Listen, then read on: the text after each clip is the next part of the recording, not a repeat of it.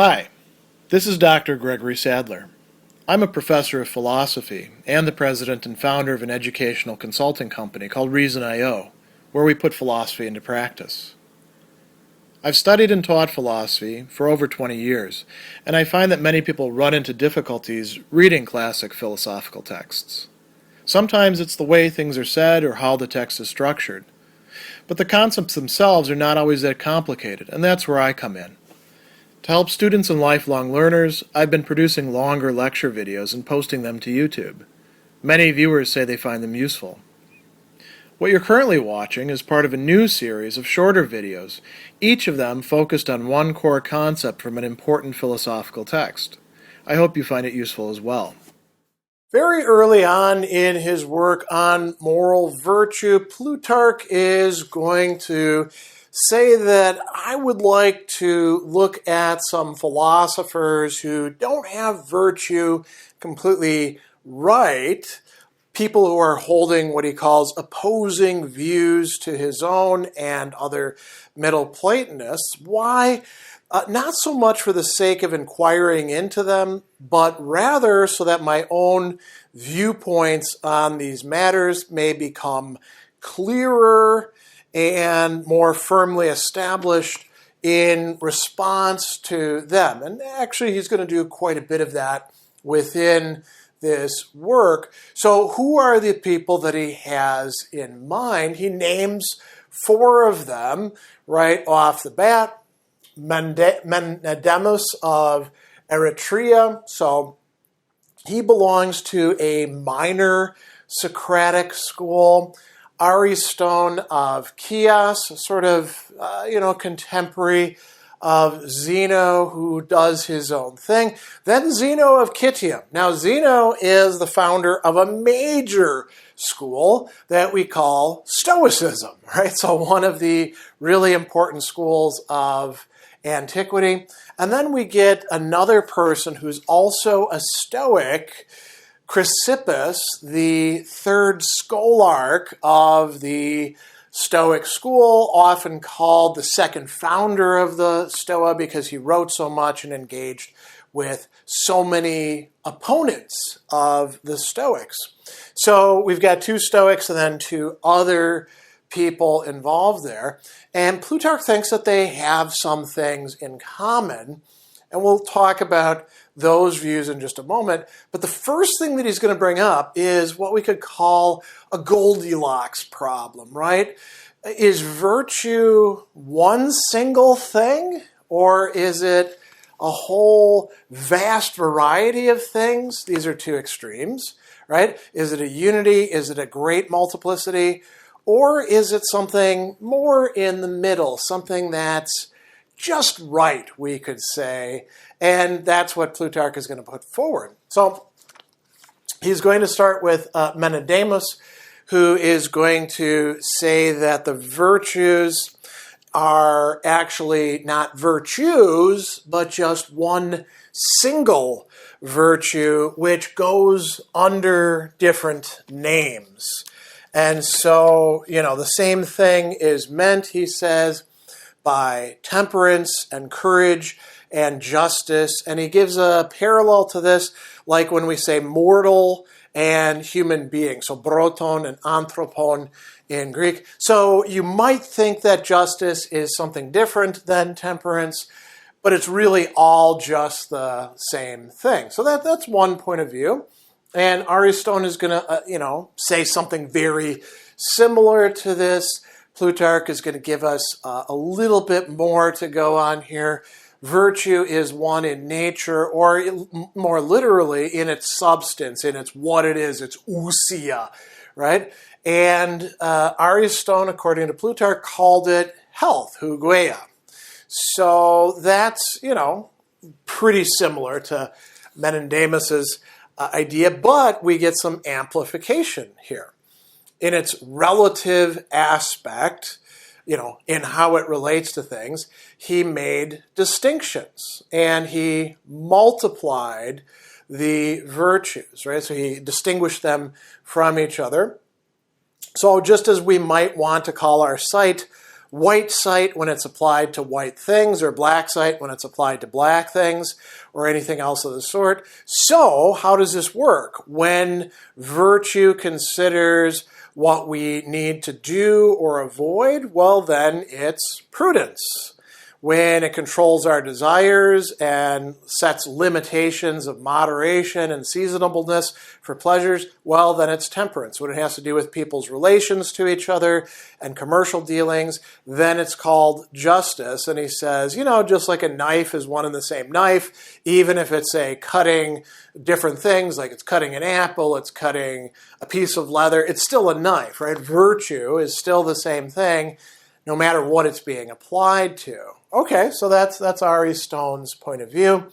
Zeno is going to adopt a similar tack according to Plutarch, but Plutarch says something kind of weird about Zeno in this case that doesn't seem to be completely borne out, and it might just be a technical slip.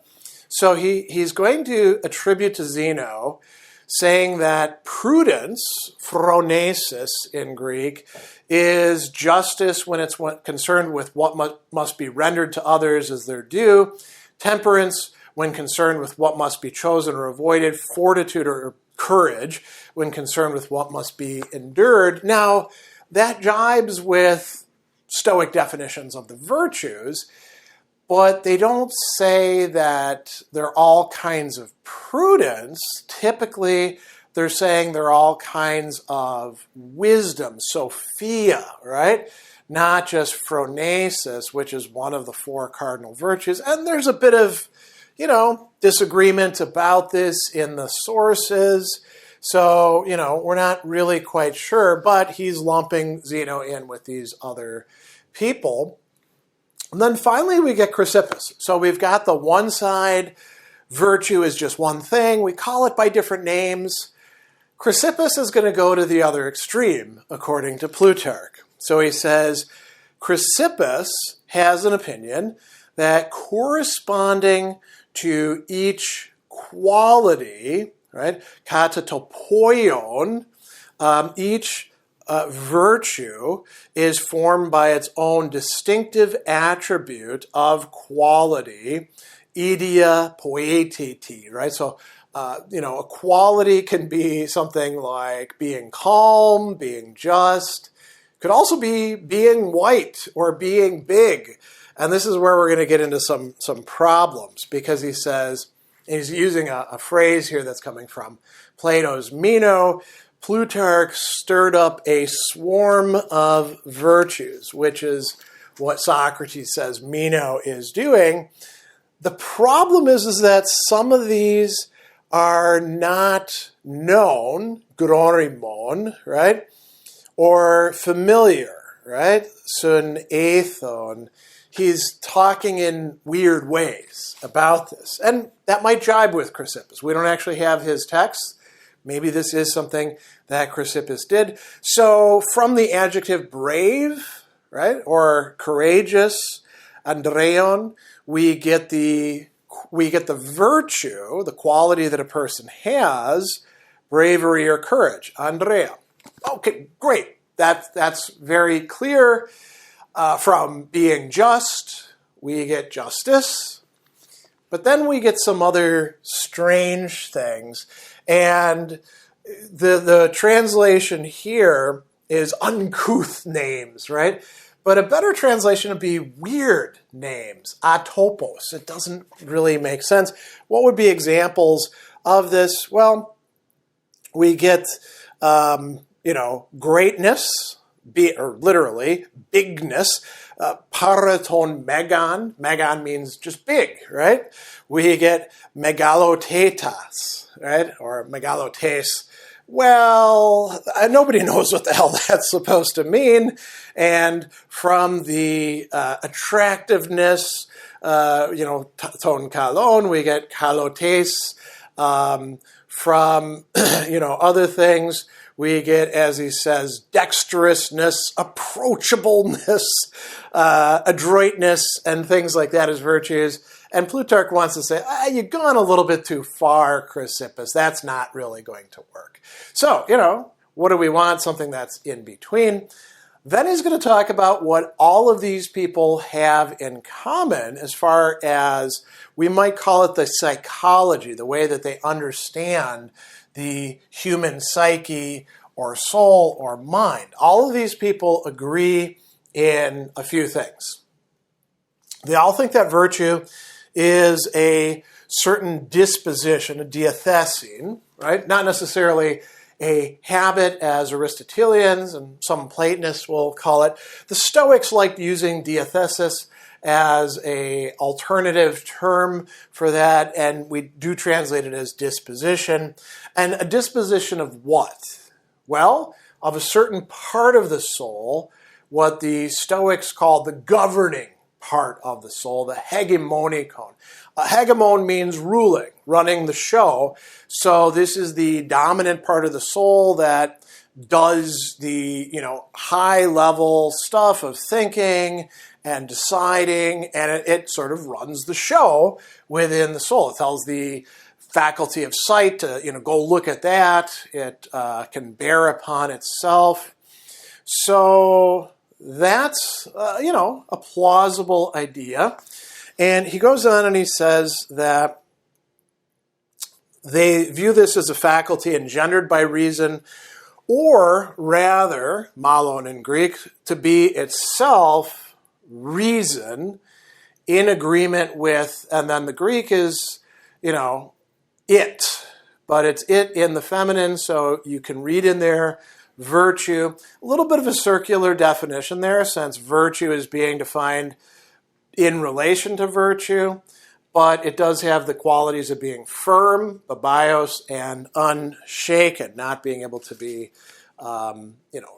disturbed, taken away, you might say, by the circumstances. But the key here is that they think that there's one main part of the soul where virtue is happening, so to speak.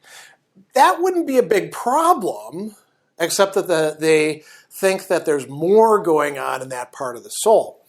So he says they think that the passionate and irrational part of the soul is not distinct from the rational by any difference or its nature, but is the same part. Well, what part is that? The intellectual, the thinking, and the governing part. So this governing part encompasses a lot, and it can be rational or irrational depending on what sort of condition it's in, right?